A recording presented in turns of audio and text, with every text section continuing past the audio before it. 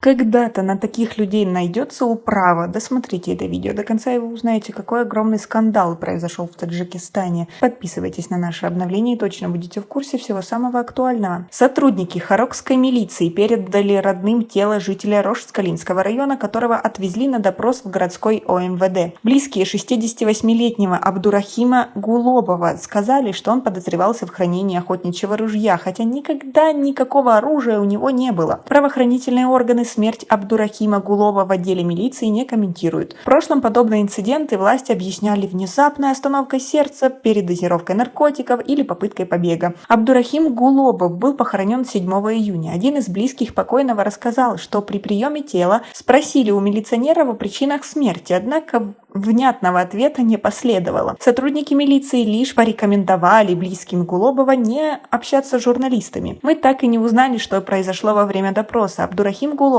был здоров. Насколько я помню, у него никогда не было даже намека на проблемы со здоровьем, сказал собеседник. Он сообщил также, что Муталиб, сын Абдурахима Гулобова, также подозревается в хранении охотничьего ружья и последние дни находился на допросе в Хороге. Его отпустили только на 2 дня для того, чтобы похоронить отца, сказал источник. Как вы относитесь к такой ситуации? Как вы думаете, что на самом деле произошло? Свои ответы напишите нам, пожалуйста, в комментарии. А в мае этого года в ГБАО прошли акции протеста местных жителей. Власти подавили протесты. В результате контртеррористической операции в регионе погибло 16 человек. Местные жители сообщают о гибели около 40 протестующих. Жители Хорога и Рожскалинского района жалуются, что аресты и преследования жителей продолжаются и после официального завершения контртеррористической операции. Власти возникшую ситуацию не комментируют. В прошлом в Таджикистане уже было несколько подобных инцидентов во время допросов со стороны сотрудников милиции или агентства по борьбе с незаконным оборотом наркотиков. Власти объясняли такие инциденты внезапной остановкой сердца, передозировкой или попыткой побега со стороны подследственных.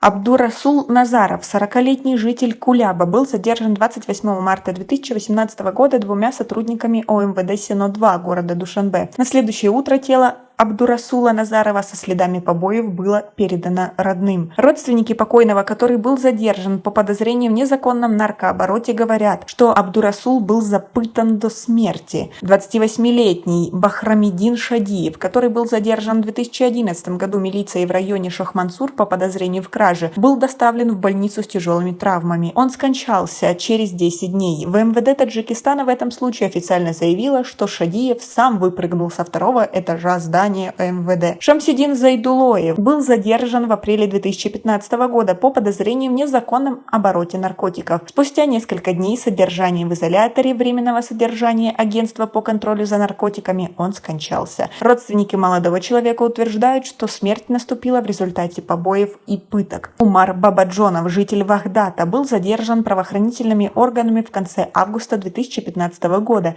и через неделю скончался в больнице. Его родственники заявили, что сотрудники милиции избили его из-за бороды. Пытки и жестокое обращение с задержанными и подозреваемыми в местах содержания под стражей и тюрьмах всегда были предметом критики таджикских властей в отчетах местных и международных правозащитных организаций. Власти не отрицают наличие фактов жестокого обращения, но говорят, что это касается только отдельных случаев, а не является широко распространяемым явлением.